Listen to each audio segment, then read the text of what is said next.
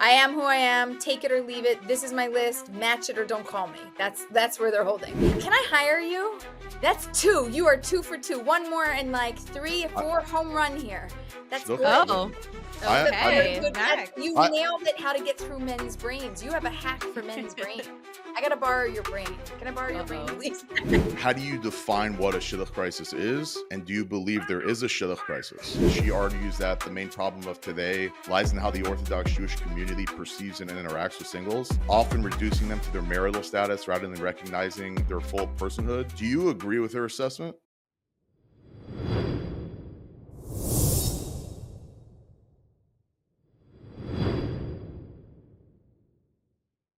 Hello, everyone. Welcome back to another episode of Good for Shidduchim. I'm your host, Sarah Levine, and I have my co-host with me, Max Landisman, across an ocean. We're here again to record another wonderful episode. We have a fantastic guest that we are very excited to talk about. But before we get to her, we wanted to have everybody know about subscribing to our Instagram, which is Good for Shidduchim. And also email us your questions, your thoughts, your feelings, which is goodforshidduchim@gmail.com. We love to hear whatever you guys are thinking, feeling, putting those vibes out there. We also want to thank our 5-star reviewers as well. We can't do it without your support. And without further ado, I'm going to introduce our fantastic guest. Okay. So our guest on our podcast is very popular when it comes to Jewish dating and coaching. She has her own Netflix show, which is called The Jewish Matchmaking. Is the author of Get Real, Get Married, and Virtual Dating, and has another book coming out as well. She's a personal dating coach, matchmaker, and world-renowned speaker. She's been featured in Rolling Stone, BBC, World News, Aish.com, and many other prominent media outlets. She also has her own podcast. And I also wanted to mention she's also a mother and a wonderful wife as well. So please welcome Aleeza Ben Shalom. Thank you. So welcome. So happy to be here with Welcome, you. Aleeza.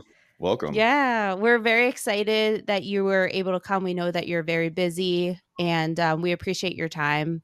So thank you. With pleasure.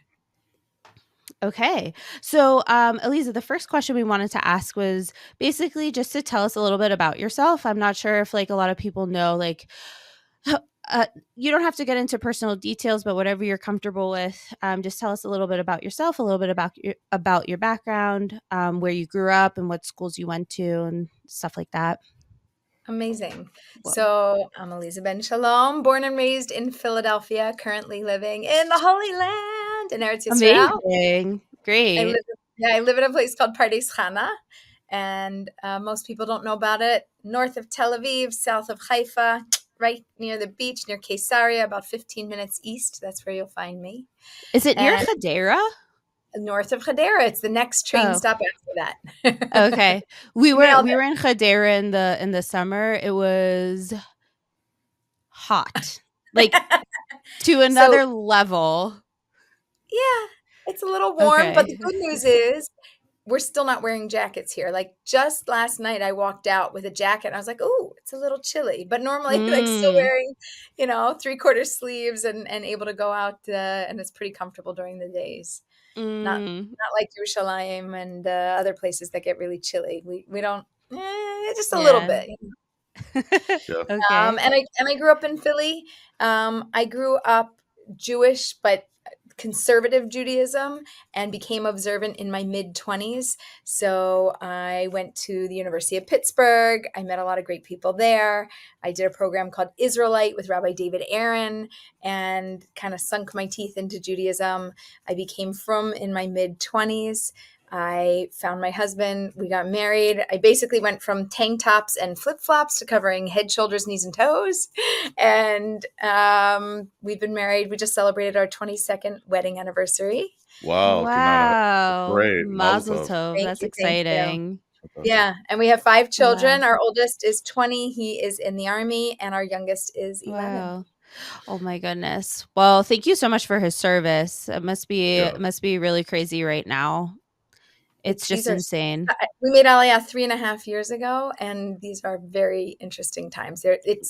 We have not had a boring day since we've arrived. I'll I say that. cannot imagine. Yeah. Yeah. Oh my goodness. Well, that's fantastic. So I'm actually from Pittsburgh. So Where I Squirrel know Hill? yeah, I'm from Squirrel That's Hill. Squirrel Hill. That's the Yeah. Jewy area.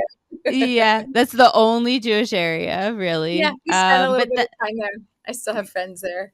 Oh, okay, great. Yeah, and then I know the Chabad sometimes does stuff like in Oakland, like where University of Yes. Pittsburgh was. So I know that they kind of spread out over there. But yeah, I've been born and raised in Pittsburgh. But okay, so that's so exciting. So how did you meet your husband? So in my mid 20s, I was searching.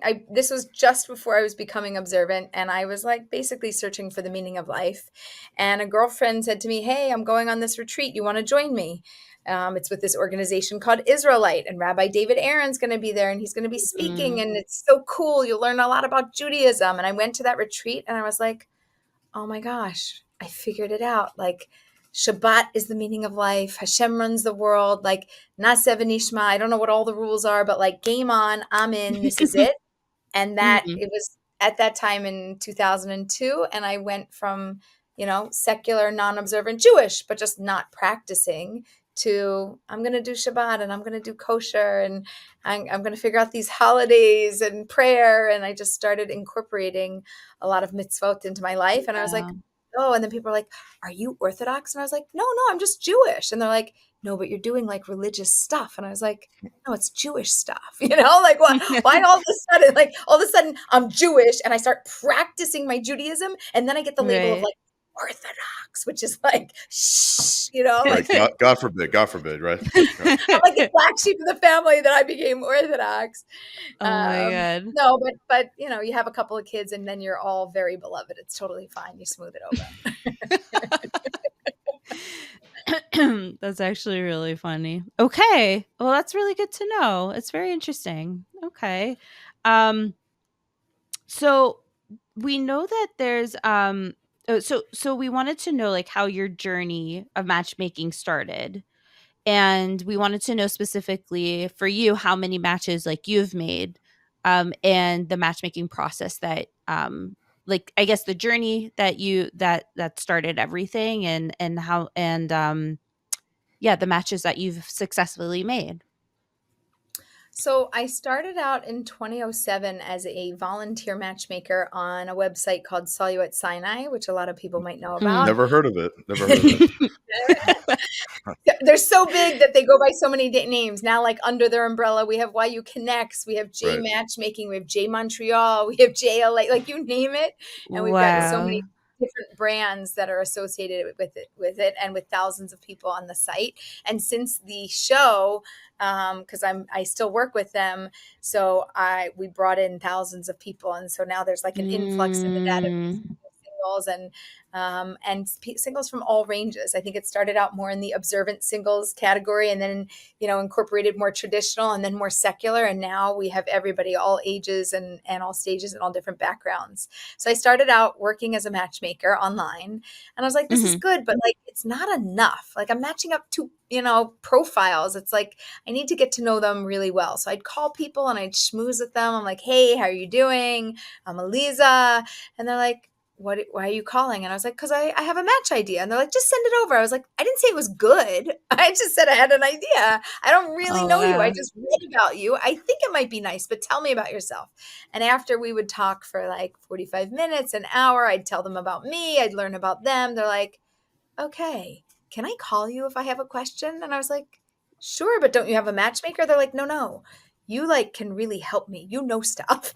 I'm going to call you. Wow. I started out just volunteering. I was making matches. I was coaching informally. I was working with dozens of people. And I was like, oh, there's a process to this. Like this needs to be systematized. This needs to be organized. There's matchmaking and setting somebody up and connecting them. There is the coaching, like holding their hand, walking the walk with them and going through the process. And then there's closing. Like this is the one or you got to be done. Like figure it out because you can't drag this out for so long. We only have so much time depending on, how fast somebody wants to move. Mhm. And as I was systematizing the process, it started to develop into a business. And I started a business informally in 2011. I got a business coach and I said, listen, I'm about to have my fourth baby, but I got to do something with this. This isn't just like a hobby. And I don't want a job. Like, I don't want a real job in the real world. I just want to be a matchmaker. I'm a dating and relationship coach. I just want to help Right. people. But Right. it has to be like a job, because otherwise I got to go get like a job and then do this on the side. I don't want this to be on the side. I want this to be the full-time thing that I focus my life on. Like, what's Mm. Hashem been doing since the creation of the world? Making matches. We know that's what he's been doing, right? That's Right. the work of the world. So I wanted to do holy work, and I was motivated to start a business, and I really dug into coaching and built my not just my business but my philosophy around, you need to meet somebody. That's just one tiny part of the process. Everybody thinks that's it. You could meet the right person and say no. And that would be a huge problem. So it's not just about meeting. You have to meet, you have to know the right thing to do, and then you have to take action and actually do it. And I began to help Mhm. people through that whole system, through the whole process, taking their thinking and their feelings, which are two things that you can't see. You cannot see your thinking, you can't see your feelings, you can only experience them. And I started to bring that into a process that you could see. Like I have like a soulmate clarity chart that you can kind of like look into and figure out, like, what's the right way to figure out, is this the one, or if I should move on? Like, how do I know? That's really the deep question. Actually, my new book that's coming out, I'll just show you. It's called Matchmaker, Mhm. Matchmaker, Find Me a Love That Lasts. And Mhm. in here I have a whole chapter on soulmate clarity, because soulmate clarity is probably one of the biggest issues. People are meeting people all day long, and every week they're meeting new people, or every month they're meeting new people. And as they go about the process, they're asking themselves, but is this the one? But is this the one? Should I keep dating? You think I should be? I don't know. What do you think? What do I think? And they keep going through the process round and round. So it's one of the Mhm. big things that I address in this book, among other topics that we try to move through and try to really help people process through the whole relationship process. Hmm. Sure. So it sounds like you've been doing this for quite a while. How many matches have you made since you started? So I've helped over 200 people to get to the chuppah. It depends how you count making a match. Really, I would just say Hashem makes all the matches and I'm just an assistant. But I know of over 200 people that I have supported and helped over the chuppah. I haven't really updated that number since, like, I don't know, 2002, when the show came out. I said, oh, I've helped over 200 people. And, like, of course, I've helped more people since then. But it's like, once you reach a certain number, it's like, it's not about the number. I'm helping now thousands and millions of people I've been able to reach. I get emails randomly sometimes like, hey, I was going to call you. I was going to set up a coaching call, but I listened to your advice and you said I should date him till I hate him. So I didn't break up with him because I didn't hate him, but I just didn't know if he was the one. But now I'm sure he's the one. Thank you so much. I'm getting married and it's thanks to you. And I'm like, yay, another match. Right. Uh-huh. So Right. Because my follow-up question to that was when you started, was it immediate success? Like, you went in, you kind of did things different than, I guess, the average shadchan, and right away there was success, or was there a learning process involved where, it wasn't working out at first, but you switched things up, and then you started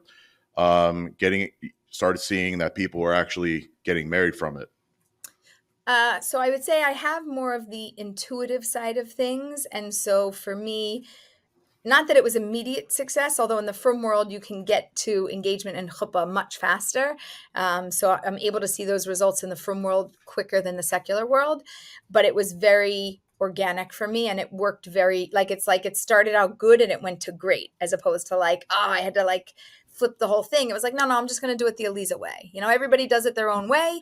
This is my way, and my way was a little bit different from everybody else. They're like, oh, but people don't usually say that. So you should try this. I'm like, no, I like that we do something different. I like that we approach it. A lot of people, if I'm not feeling it, then it must not be the one. And I'm like, no, if you're not feeling it, then you're not feeling it. Are you repulsed? No, you're not repulsed. Are there things that are in common? Yes. Do you have some common values? Yes. Is it a hard no? No. Okay, good. So you should keep going out. And they're like, no, but it's not a yes. So I think I should break up. And I was like, no, the logic works the other way. Like I do logic differently. And it's really helped a lot of couples. And the other thing is a lot of people need more time. So sometimes depending on how quickly the timeline works, let's talk about like the 10-date timeline in certain circles. That's very popular. You're getting engaged by date 10, which means you've got to know by about date 5, because date 6, 7, and 8, you have to get serious, and then you have to plan the engagement and the fort. So for somebody like that, if you suffer with anxiety, depression, things like that, they can't make a decision in 10 dates. There's just no way. It's not possible. So we would talk about, okay, I understand that this is culturally the timeline for you in your circles. However, you personally cannot move at that speed. And if you do, you're going to make a mistake. So either mistaken saying yes or mistaken saying no. Either way, it's a big problem. And I said, you're going to have a conversation with the other side and say, I'm interested. I'm not there yet. And I can't get there in 10 dates. Are you willing to go at a pace that I can handle? And so for some people, we have to slow the process down. Right. I always said that people who say that they're not feeling it, I say, feel a little harder. I'll use that. That's a good one. Yeah. We'll credit Max for that. That's Max for you, Aleeza. I'm so sorry. I apologize. Listen, I like it. Straight advice. Okay. I just say it like it is. Yeah. Listen, you got to have a little humor in that, Yeah. You for sure do. No. But it sounds like you're trying to put the thoughts and feelings that people feel inside, more like aware of that. And literally put your thoughts and like what you feel to paper, like pen on paper, and really figure out, okay, let's externalize like how you're feeling about it more likely. Then, which is a little bit of a different approach. I haven't really heard that. It's more like of a psychologist way, I feel like, of like self awareness, I guess. Right. A lot of people tell me that they ask me, like, do you have a therapy background and psychology background? What's your background? I don't have a degree in anything like that, and I probably should have, but I'm grateful that I don't, because many people have come to me and said, I have a therapist. I'm not looking for another one. I want a dating coach. I want a matchmaker. I want somebody who's going to get me and help me through the process. Don't worry, I got a therapist to figure everything else out. So I found that it became actually a benefit that I was not a therapist, because people kind of had that. And if that was in my title, then I wouldn't have earned the title of being a matchmaker, a dating coach, and really owning the space that I'm actually in. But I do have that approach. Like, I come off that way, and I guess I speak that way, but I never did. I mean, other than, the generic courses that you take in university, I didn't do any specific learning in that area. I guess I did outside of school. I guess I have my own outside interests. I did a lot of learning on my own, but it wasn't something that I studied and have a degree in. Right. But did you feel like that tactic was just working? Like, as you were working with people, you noticed that, like, the tactic of trying to have people understand themselves and like externalize their feelings and thoughts, like, did you feel that was like, you noticed that throughout the process and you're like, oh, this is like an aha moment, it's working, so let's like work more on that? Yes. Or like focus on that. Yeah. So what a lot of people started to say is, how do you know that? We'd have a conversation, we'd get in depth about what they're thinking, what they're feeling, and then I would reflect back to them and articulate what they were saying in a way that made them feel understood and seen and heard. And when you're outside of it, sometimes you can articulate how something looks better than the person who's kind of in the middle of it. So it was almost as if I would show them what they were saying instead of just telling them everything. Like, I would be able to like give them that vision, and they're like, yes. And then they go, how do you know that? And I was like, well, you just told me. And they're like, no, but I didn't tell you. I was like, you did. So then I started to create these processes where I could interpret their brain and their heart and their thinking and feelings and my understanding of how relationships work, put those two things together and then give an actual visual of what that would look like. So I could say to them, I'm not just going to tell you this is this, look at this, like, look at this chart. Does this represent what you're thinking and feeling? And they go, yeah. How'd you know that? I'm like, I'm not a psychic. You told me, right? Your brain and my brain together, we come up with the answer. So people started to feel deeply understood and really appreciated that I could give them I guess the answer is clarity, that I could give them a picture that they understood, which gave them the clarity so that they could make a decision. And that's really the hardest thing. And giving them permission too. If they need more time, take time. I've had people that go and move way too slow. And I was like, listen, I love you. You've kind of graduated and you're at the point where you can make a decision. You don't need me. And they're like, no, I do. And I was like, no, we're actually good. Like, I have to end the relationship because I love you and I need you to move on. I need you to make that decision and do what you need to do. And I've had to help, nurture and lovingly nudge people along. I've also had to hold people back. There's a lot of it's like those people that want to get married like after the first day, like, I can't, wow, this girl is amazing, whatever it is. You're like, no, I think you should probably go out a few times. Just a couple. Yeah. Right. I'm gonna guess those people are in tech. I'm just throwing it out there. It's a guess. Why tech? That's interesting. So I thought you would say accounting. Hang on. Not accounting. Hang on. I have another system. Wait, I'm going to see it because I drew it out here in my little notebook. Okay, sure. I'm going to tell you. Can I tell you about something that because I think you'll appreciate this? Please do. So yeah. This is my system that I call I, you, we. And it's my theory of all the different types of daters that exist in the world. And I break it into 3 categories: the I people, the you people, and the we people. Okay. So it's going to look like this. You can see that. Sure. So over here on one side, the I people, that's about 15% of people in the world. The you people, that's also 15%. And it's kind of like a bell curve. So right in the middle there, those are the we people. And that's about 70% of the daters out there. Oh, wow. So the I daters are those people that are like, like they walk in the room and like one date, they're like, that's my person. I'm going to marry them. You're like, you don't know them. And they're like, no, I'm good. Like, this is my human. I know it. I just know it.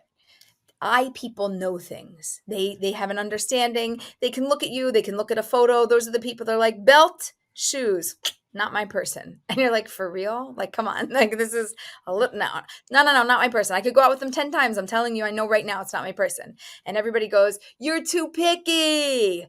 Those are I people. They're very picky, very particular. They have like a narrow window of humans that they could actually tolerate for a lifetime. And that's who they're going to get, or they're going to just stay single because that's all they can tolerate.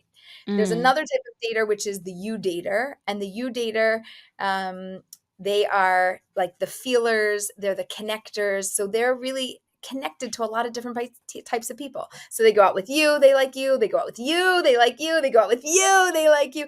Different people that they go out, they have all different sides to themselves. They can connect to many different types of people. And I always say, like, who are you going to marry? You, whoever you are that picks them, because they could see good in so many more people and they could connect to so many more people than the average person. And they're the people, when you make a suggestion, like, oh, would you want to go out with Yosef? They're like, tell me about him. Yeah, okay, that sounds good, right? They're very easy to set up, and they're not indecisive, and they have, comfort with many different people. The majority of daters are what I call we daters. There's about 70% of we daters in the world. And we daters are communal decision makers, meaning they can't make a decision on their own. So they'll go out. What do you think? I don't know. What do you think about this date? I don't know. Would you like to go out again? I don't know. What do you know? What do you know? What do you know? You know, right? Yeah. And so I daters are I know. We daters are I don't know, and the you daters are I forget how I say it because there's a third category the way I say it, but like You never know. Oh, that's what it is. You never know, right? You never Mm, know. I'll go out with them. You never know. I'll give it a chance.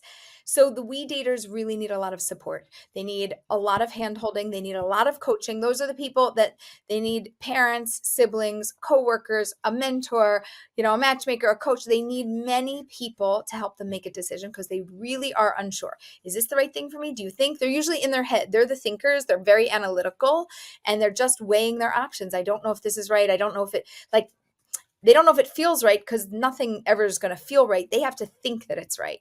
The you mm, people, they have to feel that it's right. It's a different kind of dater. So if you know who you're operating with, then it's very easy to help them through the process, and it's very easy to speak their language because you'll understand what they need at the core in order to coach and support them. mm. Yeah. Do you have like a business background? Because the fact that you systematize everything makes me believe that you do. Like, it's very impressive.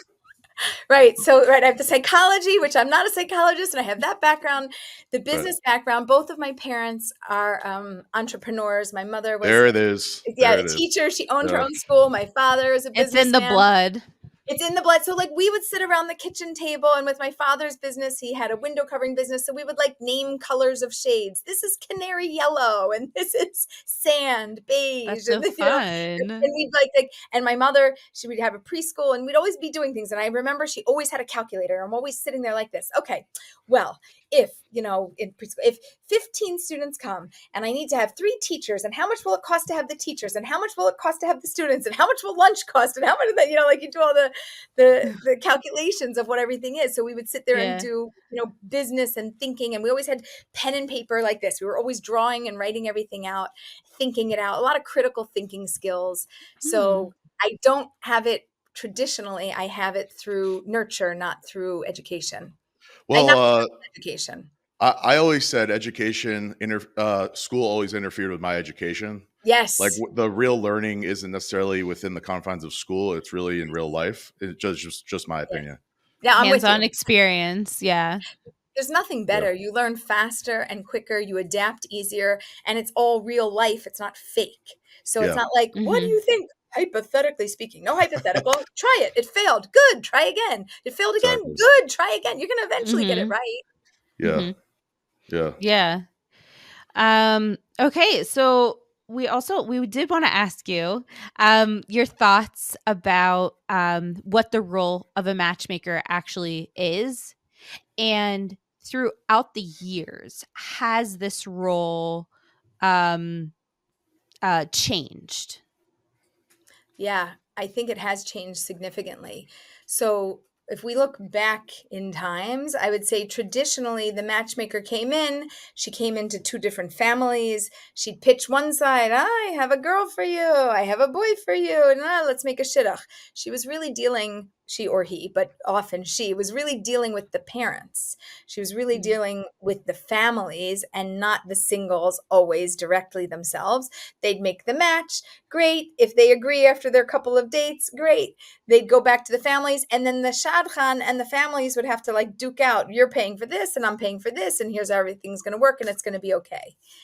As the years evolved, singles stayed single longer. So instead of having singles get married in their teens or early 20s, singles are Mhm. getting married in their middle, late 20s, early 30s, and now even 40s, 50s plus for the first time. And parents went from being the main people that the shadchan would interact with to singles being the main people that the shadchan interacts with.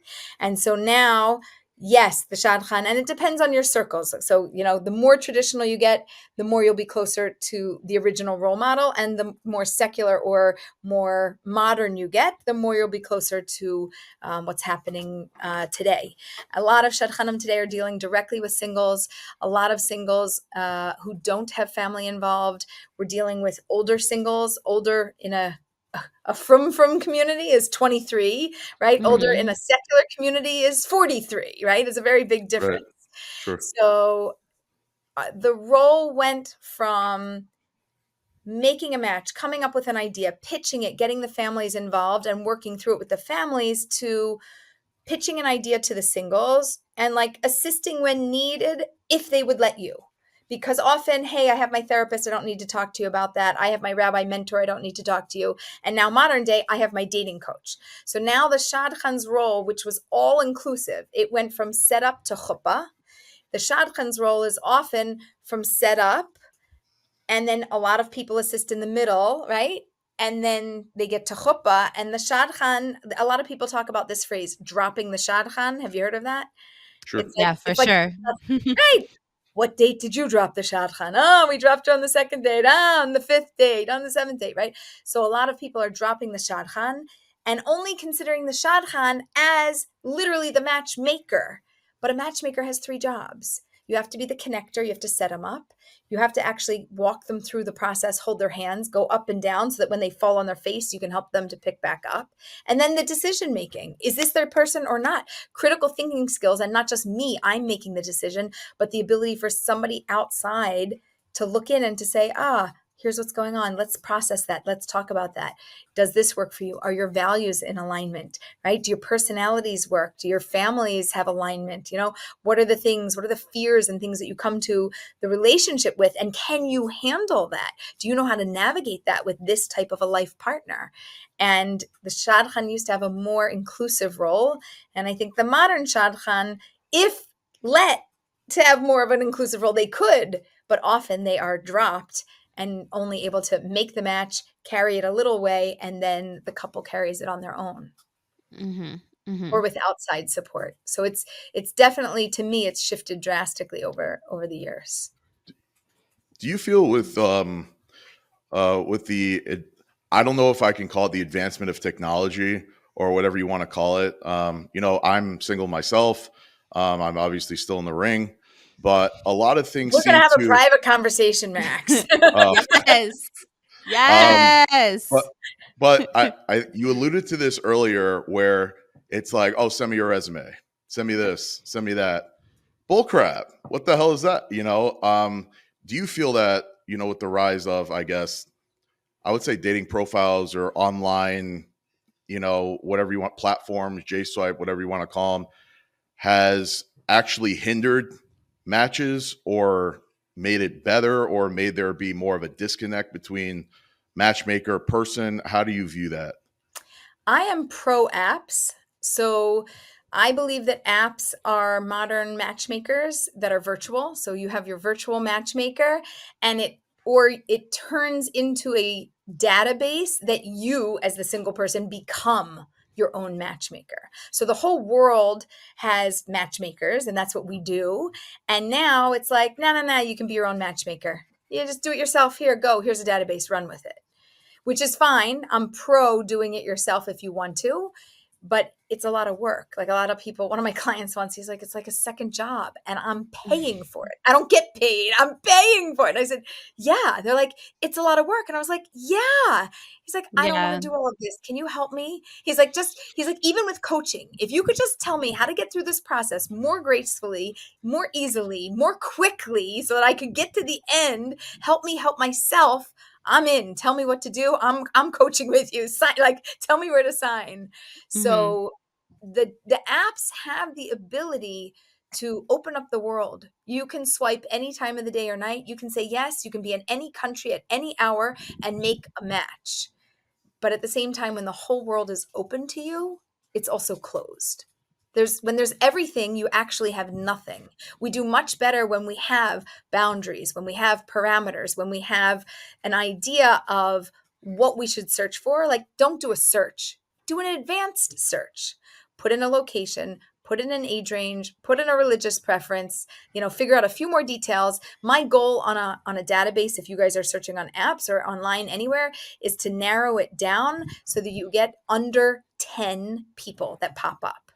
Those are the most relevant people. If you don't like any of those 10, widen your search, get 25. If you don't like any of those 25, widen your search, change a few criteria at a time. So this is like the data scientific part of me that gets into I have a spreadsheet brain that's like, let's hack the system and get through it more gracefully. And then just slowly open it up. Because as soon as we narrow to the smallest denominator and we get just the tiniest amount of people possible, then as we open it up, we're still getting more people but the most relevant, more people but the most relevant. relevant. So even if I'm looking at 200 people, it's 200 of the most relevant people versus 2,000 and just flipping through everybody and then having burnout. Right. Mm. My twin brother would definitely I actually set up Sarah with my twin brother. And so he's actually a data analyst by trade, so he'd appreciate that stuff. Yeah. Schmooze. Yeah. I like systems. I very much, you can see I like systems. I create systems. I like to work and hack systems, not hack into them, but hack them and make them easier for people. And I think that apps are just a way of turning you into a matchmaker. And I have this firm belief that while everyone is not a matchmaker, anyone can make a match. So you can do it for yourself. You can do it for your friend. You can do it for your coworker. You can do it for somebody in another country. All you have to do is network, be mindful, be caring, right? Have a good head, have a good heart, and make a match. Right. Yeah. Sure. Like what Max said, it kind of just fell into Max's lap a little bit. And also my friend, it was like him and my friend kind of just like Love it. bloop. Yeah. It Well, kind of came out of nowhere, but it was fantastic. Yeah. Well, So it kind of happened where she called me and she's like, Max, I have a match for you, but if you don't go out with her, your twin brother can go out with her. And so for me and my twin brother are very different. He's looking for Revitson Kanievsky and I'm not necessarily. So I then told her, I'm like, you are the worst matchmaker on God's green earth. If you think the same girl can possibly go out with either of us, you are terrible at what you do. Or So she's she's like, fantastic at what she does because so it worked. I don't I know. so what ended up happening was she's like, I don't understand, because people view us as just two from guys. It's kind of like fresh meat in a way. It's so I told her, I'm like, listen, I can clarify this with one question. She's like, go for it. I'm like, hypothetically, if this girl's husband didn't learn for one day, would she be inwardly upset? She's like, no. I'm like, then it's definitely not for my brother. My brother wants someone who's more like, and she's like, that's so funny because I have a friend who, it was Sarah. She's been complaining that the guys she's been going out with aren't from enough. I'm like, there we go. Now we're talking. And that was that. That was Yeah. the end of that. And then I told my brother, by the way, you're going out with a girl on Monday. Good luck. Yeah. He's He had like, with no who? I'm like, idea. you don't have to worry about that.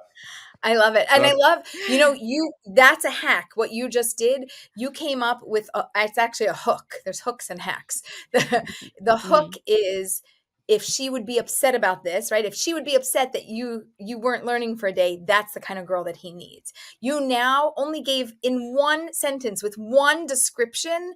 If somebody fits into that box, they're going to be very relevant, and you didn't even tell them any other details. There's literally nothing else they need to know, and you somehow summed that up, the essence of what he needs, and you picked one thing. And for me as a matchmaker, or for anybody in the world, it's very memorable. So even if I don't have a match idea today, when I walk away from this conversation with you, 2 weeks later, I'm like, oh my gosh, you're the kind of girl, come here, I got a guy for you. It's his brother, like I'm going to think of it because you left an impression. Instead of telling me I'm looking for somebody who's chesedic and kind and warm and fun. Family oriented.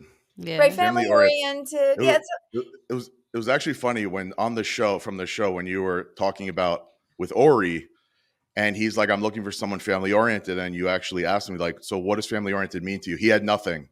He had no idea what family oriented meant.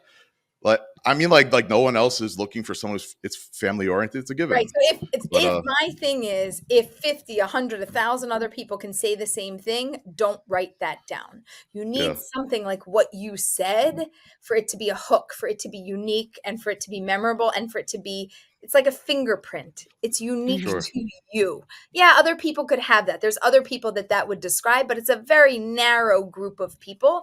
It's not a majority of the crowd that really is going to say that. I mean, it depends on the circles that you're in, but it's a good descriptor. It's funny because someone's mother was trying to set me up, and I said, try to describe her without saying the word nice. And she had nothing. Zero. She's just the nicest, just so nice. Do you know her? No, but she's just so nice. Just the nicest person I know. I've seen her. She's and nice is nice. But yeah, anyways. Nice is nice. It just isn't like, it's very generic, but yeah. Okay. Max has my gardener's very nice. I was just gonna say my gardener's very nice. It doesn't mean I want to marry him. No, but also nice is not good for guys. I mean, for women, it's not descriptive, but for men, nice is not actually nice because it means when you say, "Oh, he's so nice," if that's translation in women's language, don't date him. It's Yeah. ridiculous and it's like stupid. you have nothing else. Yeah, Right. oh, he's just a nice guy. He's a nice guy. Nice, like, oh, he's like the boy next door. Good. Nope. Next, who else do you have? Like nobody wants to marry Mr. Nice Guy, which is so ridiculous because when you get married, all you want is your husband to be nice to you, and then you live with him, and you're like, I should have picked that nice guy. It's true. Oh, wow. But I was going to say, Max has a question for you, a very specific question. So Max, take it away. Generally speaking, the guys that, a lot of the single guys that I know, they tell me they won't date women who are taller than them per se. And so I'll then challenge them on it and ask them hypothetically, let's say Carly Kloss, who's supermodel, whatever it is. If she was single, would you date her? 9 out of 10 people would say, of course I would. And then I would respond to them and say, like, by the way, she's 6'2". And then they're like, wow, I guess I would date someone who is taller than me. And so can I hire you? That's 2. You are 2 for 2. One more and like 3 or 4 home run here. That's good. Oh, okay. Max. You nailed it, how to get through men's brains. You have a hack for men's brains. I got to borrow your brain. Can I borrow your brain, please, Max? Sure, whenever. I actually, before I even set people up, I think of every reason how this is not going to work, believe it or not. I'm shooting. I don't set people up. I maybe set 10 people up, but I'm hitting a 20% Shidduchim rate, like 2 matches. But what's funny was the first. I will say, Max, you have 2 successful matches and a family coming, like a family coming from both of them. So I would just say, like, I just feel I'm a sales guy. Like professionally, I'm a sales entrepreneur, but mainly a lot of. So right now, I work with my twin brother. We run a recruiting firm. But before that, I used to get death threats on the phone. I used to get death threats on the phone, and like I had to be able to handle it. I would show up to people's and still get deals signed. So I've been there, done that. I'm a young guy, but I've been through a lot. Where literally the guy on the phone literally threatened my life. He's like, if you don't do what you're going to say you do, I want your address because I'm going to come down there and literally attack you. I'm like, I'll be waiting for you outside. I didn't know that. Yeah. He's like, I'm waiting for you outside. I'll wait. Yeah, whatever. So like brass knuckles, come meet me. I just yeah. It's funny because the first match I made actually went through a shotgun and was turned down by the mother. Yeah. By the way, that happens so often. And then it's reset and rematched and it works often. Because with me, I'm like, I'm not talking to the mother. I'm talking to you. That's just the way because I have to learn how to get to the decision maker, whatever it is. So I just went straight for it. You have a good business mind. Call me when you want to do recruiting in in the Shidduchim realm. Okay. It's good. Like you said, it's a hard business. I'm like you also. Like I like to make a match that I think has true potential, but I have learned over the years that you don't always know. And if you cut out too many people, somebody that you might say no to making a match with, they might say yes to each other. And your judgment, like you have to be discerning to a certain point, but not too picky that you take away somebody else's free will to say yes to something that you think they might say no to. So there is a really fine line. And I've only seen it because, I've talked to thousands of people and I've worked through dozens of cases where sometimes I'm like, that's so interesting. I didn't think that match was going to fly, but, and they were like on the fence about it. Right. And we have free will and they chose that person and they said, no, I am going to say yes. And I'm like, I thought you were going to say no. Like I would have put 100% of my money. I would have bet on no. And you just said yes, like good for you. And they do it with their eyes wide open because I only do conscious dating, soulmate clarity, making sure everybody knows everything.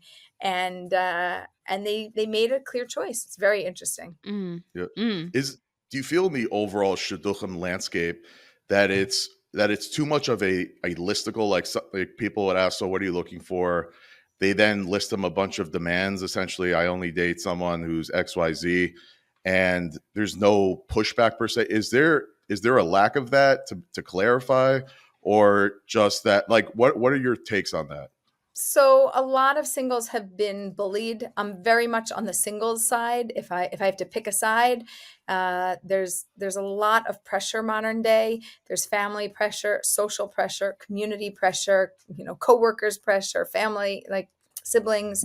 So because there's so much pressure, a lot of singles are kind of having this backlash of like, I am who I am, take it or leave it. This is my list, match it or don't call me. That's where they're holding. And I'm not saying that's the right attitude, but because of all the pressure, they do have to create certain boundaries, because a lot of people, when they play matchmaker, they're like, oh my gosh, you should go out with them. And you're like, well, why? Like, give me some Right. reasons. And they're like, She's the nicest.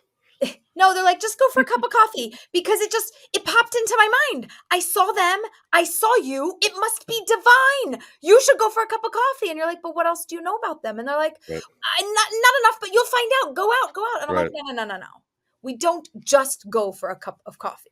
If you want to go out on a date, you go out on a date, and you should go out on a date because you have reasons, because they have similar background or a similar family or these things in common or a personality that will match, or 5 things about them and those same 5 things match up with the other person, and therefore for those reasons this is a smart match. You could make a match or you could make a smart match. I like Right. people that make smart matches. They make good matches. They make wise decisions of why to pitch. Like, if you can't pitch a reason why and know one or both sides well enough, then just be honest. I'm okay if you want to say, listen, I don't know them well enough. This idea came to my mind the other day because I met this guy at this event, and there was something about him that made me think of you.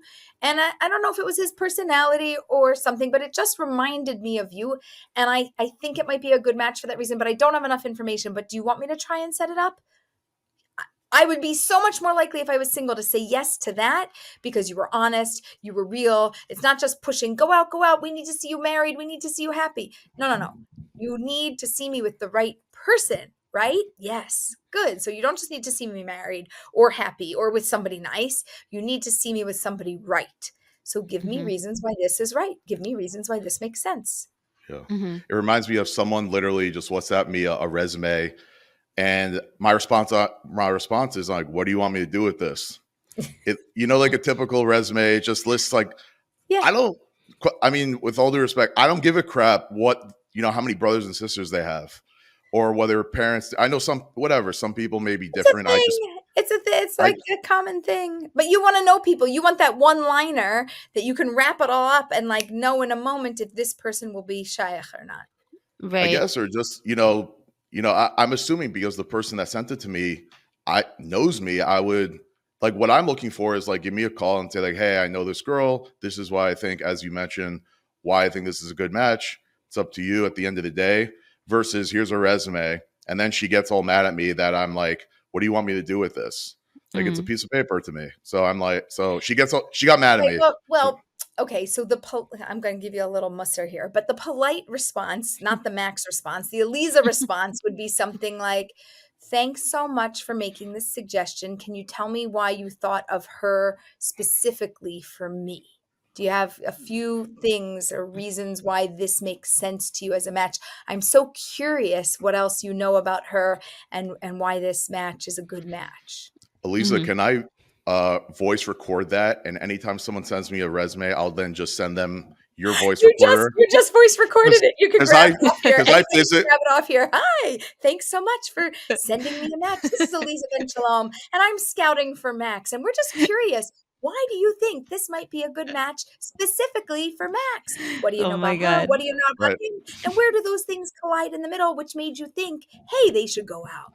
Right. Because I physically cannot come to being nice to people like this. Because to me, I'm like, they should be called out for essentially being, Well, whatever. Okay, so wait, I'm going to pitch you the other side.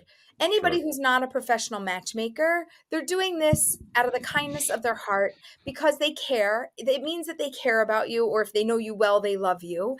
And it means that they want to make an effort, all good things, and they probably were never ever trained.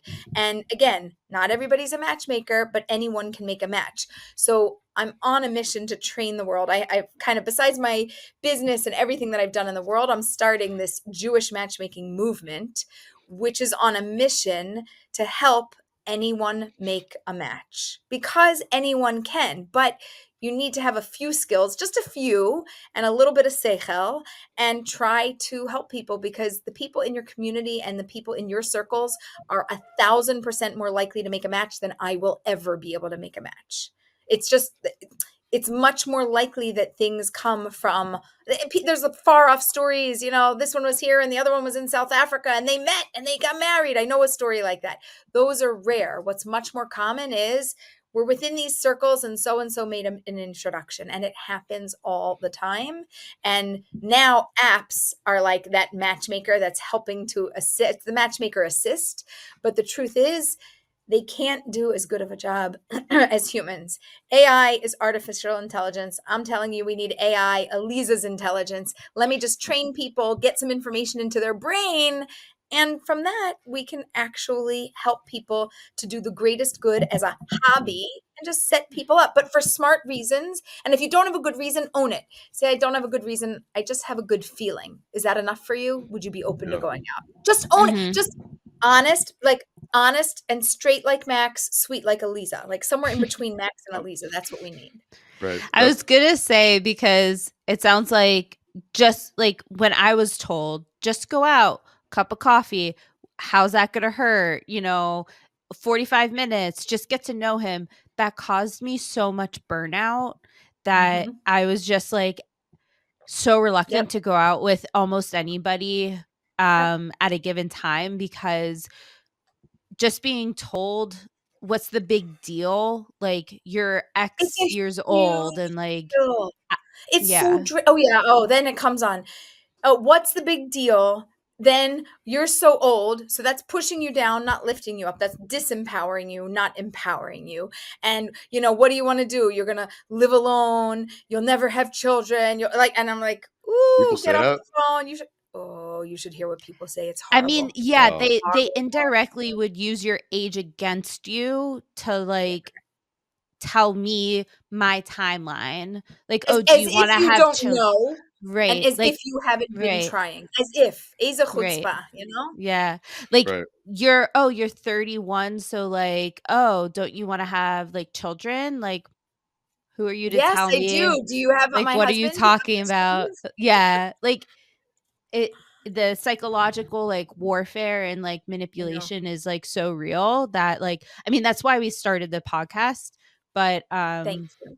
well, yeah, I mean, but like the burnout, it just, like when you were talking about, just go out with him, but like why?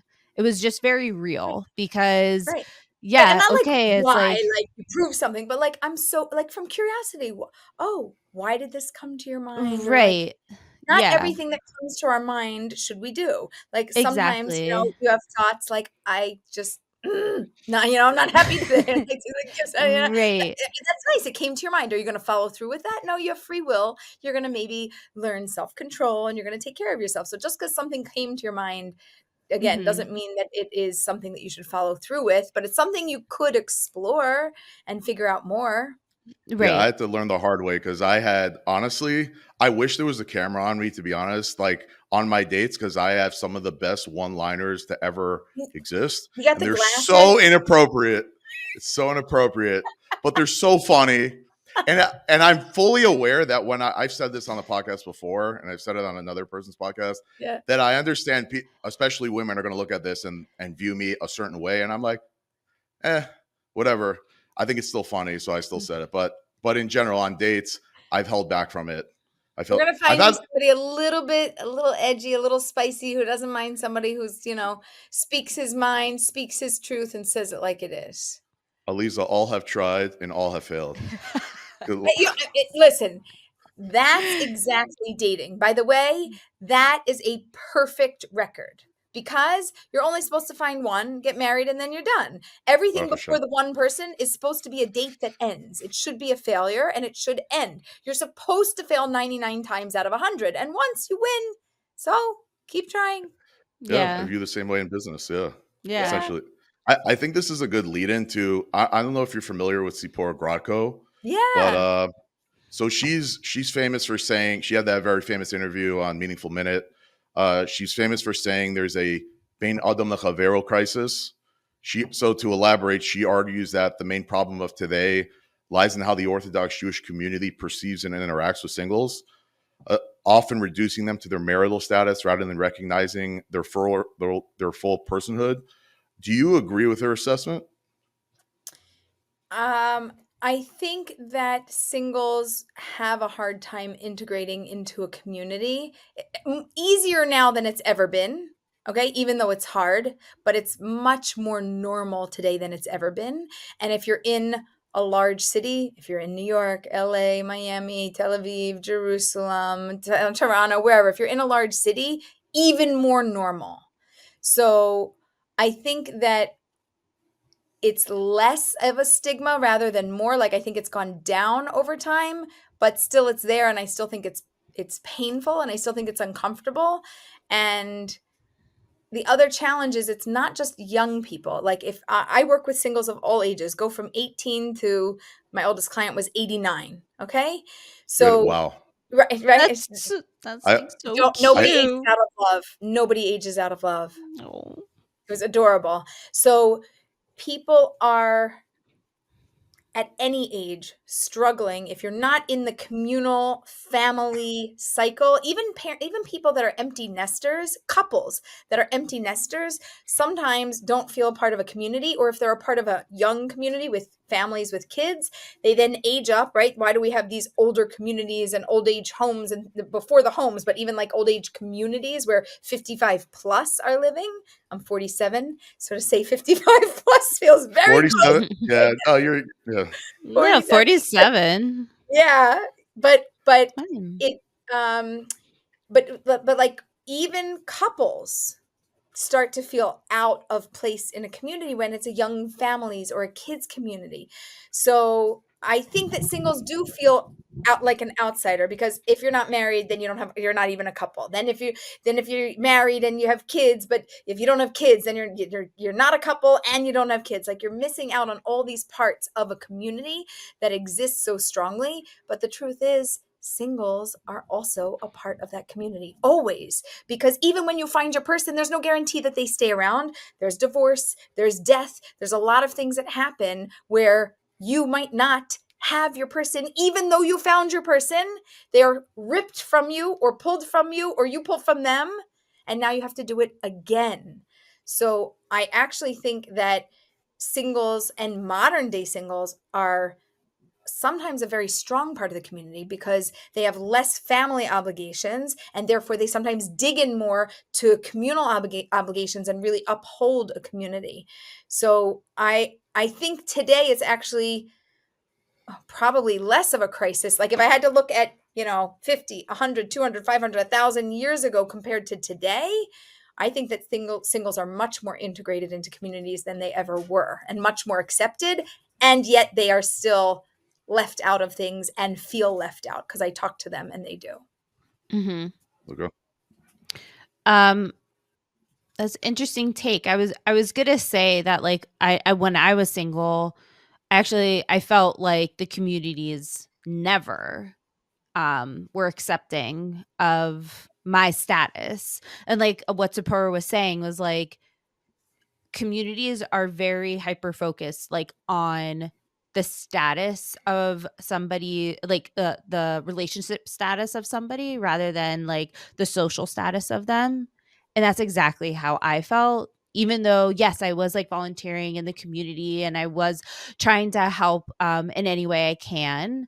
I did feel a separation. It could just be me projecting how my feelings were during this time. I don't know if Max feels the same way, but I just didn't feel like I was taken seriously, or I wasn't taken like professionally. It was a very like odd feeling sometimes, and I would What just kind of age were cast you, it just aside. out of curiosity? So I got married at 32. It was when I was 28, 29, 30, 31. It was like Okay. those years I was like, I could tell I was like stigmatized a little bit, and I had um like a target on my back, you know, like Yeah, Jonathan's would always ask me like, of so course. why are you Uh, single? You oh, my know? least favorite question. If I could delete one question from the entire world, so why are you single? Delete. I would like to delete that from the Yeah. world. Yeah. But For And that, I can give you a recording for what I would say in that situation, so you can send out. and like you're just sitting there like, I don't am I supposed to actually have a answer to this? Like, I don't know. you can give the funny answer. Because you didn't find my husband yet, why are you slacking? Right. I would probably say I'm like, I don't know, why are you a douchebag or whatever. But again, I'm a little different. So But I guess yeah.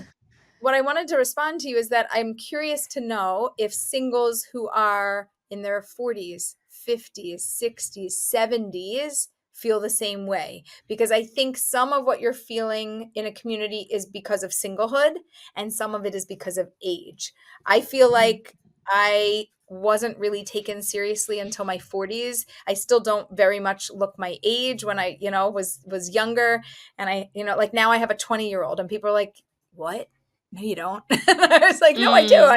Yeah, 47. I was born in 1977. Like I'm telling you, I can do math, Oh you my know, gosh. but people look at you and they treat you a certain way because of your age and your status. So I think it's compounded, and I'm not so sure that it's the single status alone. I think it's compounded with your age and or life experience and or whoever you are professionally. I would be very curious if somebody who was, I'm going to make up a story, 52 and single, very accomplished business person, very generous, like would they be treated differently in the community? Like would they just be the single person? Would they have a different status? Like for me, my brain is going, yeah, but that's not all of the story. And I'm not denying or taking away the feelings that you have. I'm just curious about the full picture of that. Like what It could else is be. the story No, it, surrounding it that? it definitely could be. I mean, but yeah, I just felt like when I would talk about it, my friends and I would commiserate in it. And like I Yeah. do have a friend who is in her late 30s, and like she herself is very smart, very well accomplished, very cultural, and like she does feel like when young couples are talking to her or anybody in the community who is married, she does feel like she has to prove herself a little bit extra, or like she has to say the right thing, or because she's single, so she has to like prove herself, so The it's same thing kind of also happens, by the way, when a young couple or any age couple gets married and they're trying to have kids and they haven't had kids yet. And then the couple who's a few years ahead and they've had kids are like, oh, you'll see when you get there. And you're like, ugh. Like it rubs you the wrong oh way. But the same yeah. thing you experience as a single person and that feeling that you're describing, it also comes at other stages in life with other examples. Like it's not, I guess what I'm saying is it's not unique to being single. That feeling also comes from these other things, and it's one of the ways that we, like, as we mature and as we grow and have life experience and have life partners and have children and like, oh, if you've same here, we're Olim, we just moved to Israel, like, oh, you're Right. new. Oh, you just got here. This is your first war. Like same thing. They're talking the same way. And I'm like, oh, you did it when we were single and you did it about kids. And now you're doing it Right. about your first war. Like Hmm. you feel like, oh, you're not experienced in that. Oh, you don't know yet. Like, oh, you'll learn, sweetheart, kind of a thing. So, Right.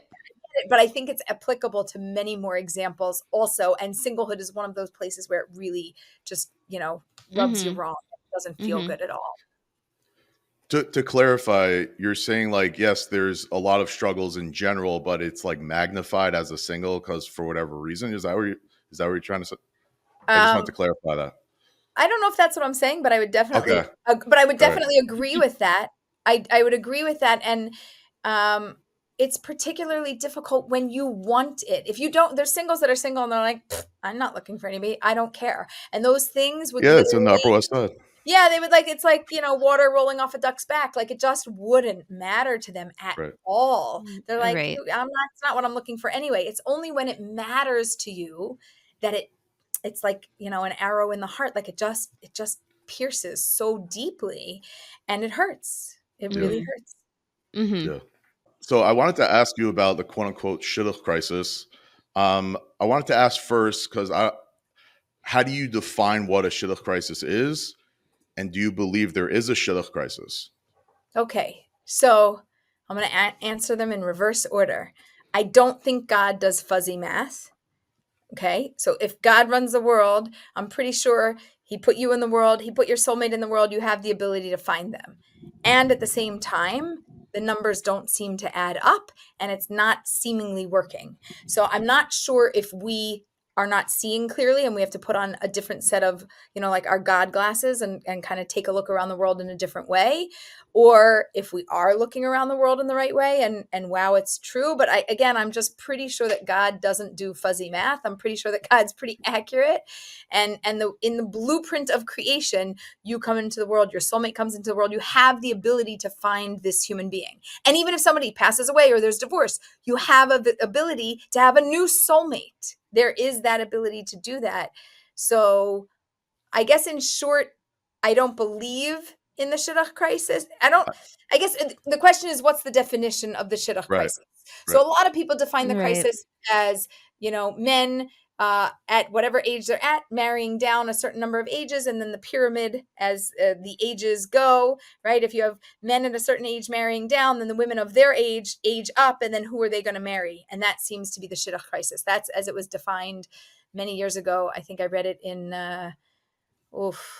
probably something like Ami magazine, and it gave a whole article and a whole diagram of everything. That's really the Shidduch crisis. Is that a crisis? Yeah, definitely. People not dating similar ages, and I'm not contributing. I am contributing to the crisis. My husband is 10 and a half years older than I am, so or I'm 10 and a half years younger than he is. So but your soulmate's your soulmate. Like, I found him, that's it. He's my human. I have no doubt in the world that is my human. And that's it. I can't help it that that's what it was. According to the Shidduch crisis, he should have married we got married. I was 25. He had just turned 36. So he should have married somebody closer to his age. That would have helped the Shidduch crisis. But yes, I think mentally we have issues. We have issues with age. We have issues with height. We have issues with color of hair and color of eyes and jobs. And, we have issues with a lot of things.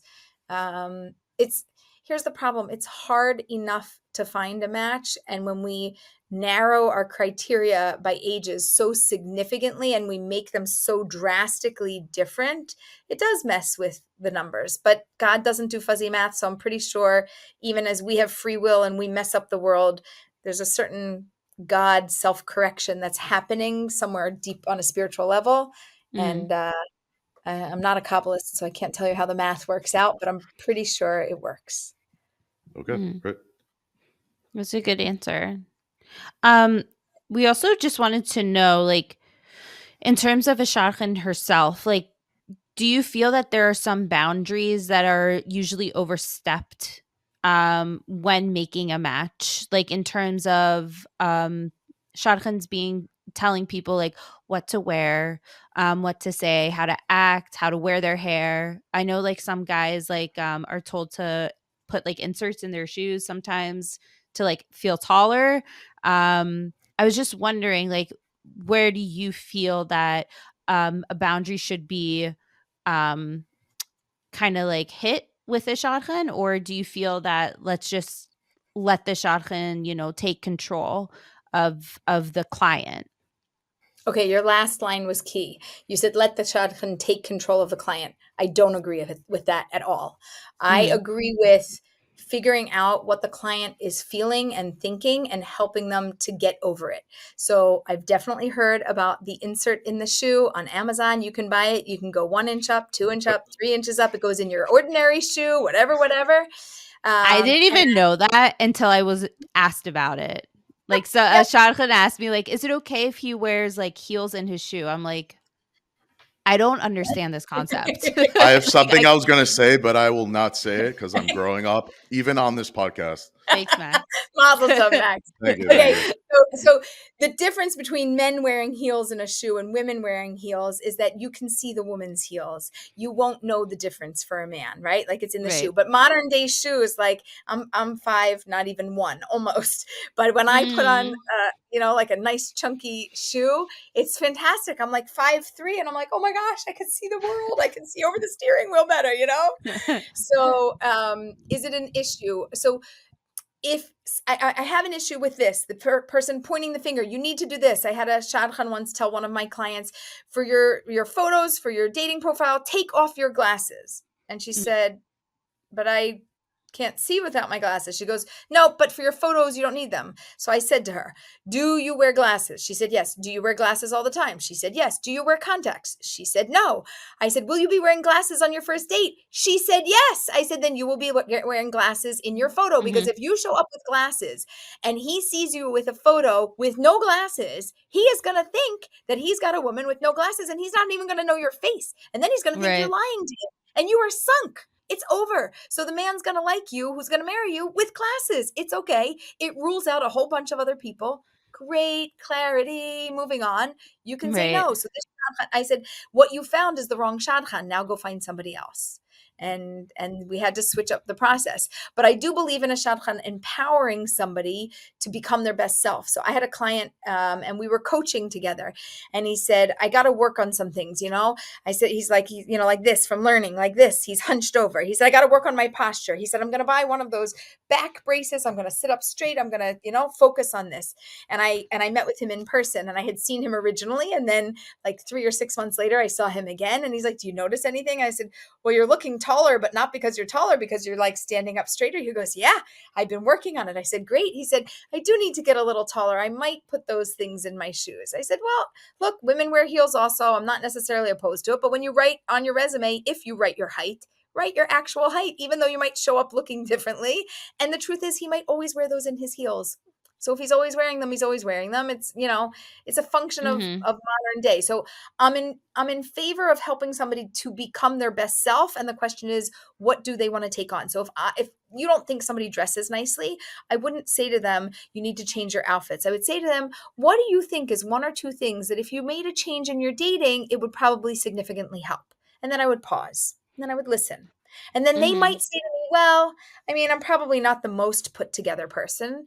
And I would go, is that something you want to work on? And they go, well, how would I work on it? And I would go, well, I could recommend a stylist. I could recommend somebody to support you. And, I really didn't know how to pull myself together. I hired one years ago, and she went through my whole closet, and she told me, get rid of this and add this, and you're missing some things. And this is good for your body style and type. And I was like, oh, so helpful. So I tried something like that.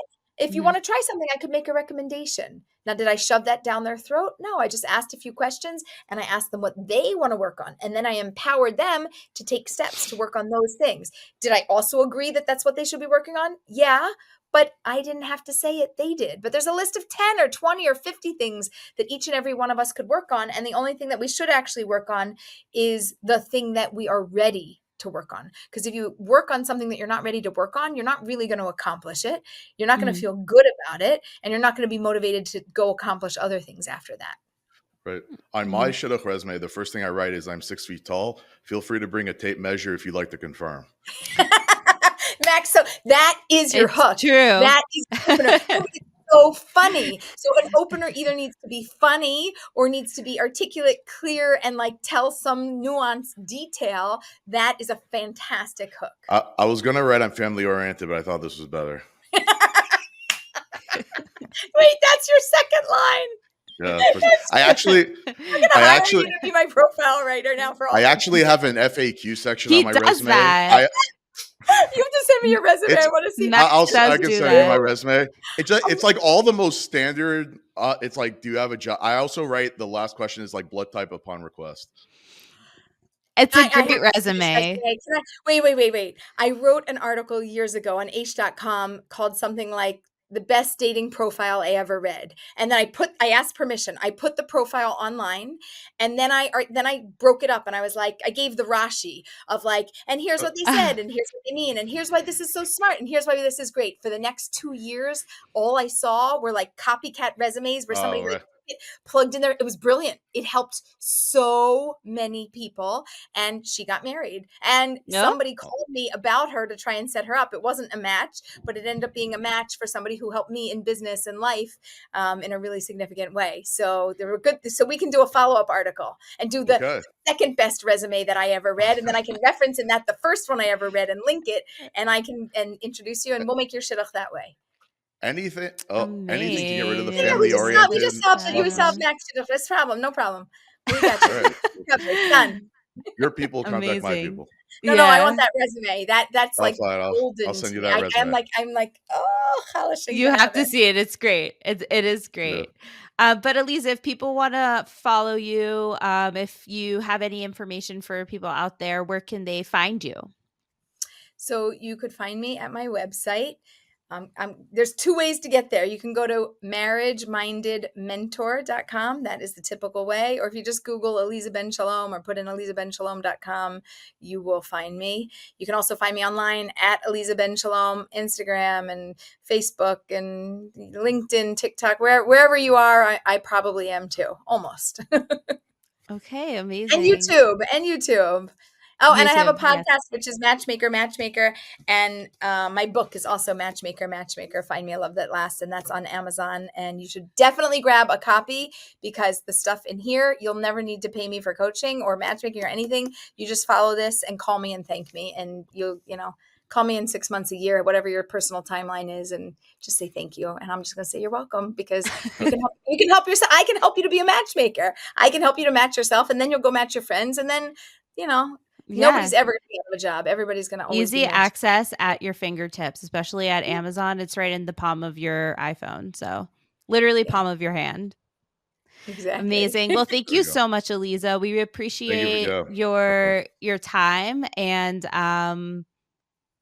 thank you so much for joining us. We appreciate it. Thank you for having me.